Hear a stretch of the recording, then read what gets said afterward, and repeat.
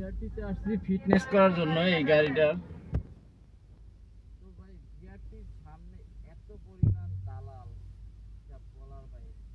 দালাল ছাড়া আসলে বাংলাদেশে কিছু করার খুব সহজে ফিটনেসটা করা যাইতেছে, কারণ শুধু দালালের কারণে।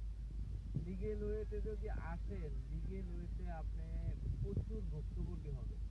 মানে আপনি দৌড়াইতে দৌড়াইতে আপনার অবস্থা খারাপ হয়ে যাবে। আর যদি দালাল দিয়ে করেন, শর্টকাটে আপনি করতে পারবেন।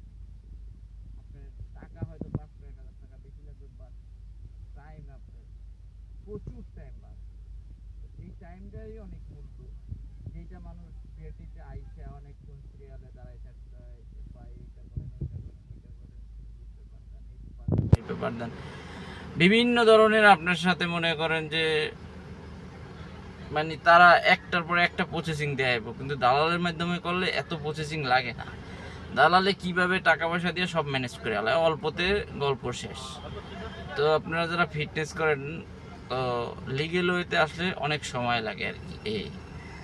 তো এই বিয়েটির সামনে তবে যাই না হই না দালালের খপ্পরে পড়েন, এমন দালালের খপ্পরে পড়েন না যারা টাকা নিয়ে ভাইগে যাইব, বুঝা হই না টাকা দিতে হইব দালালে।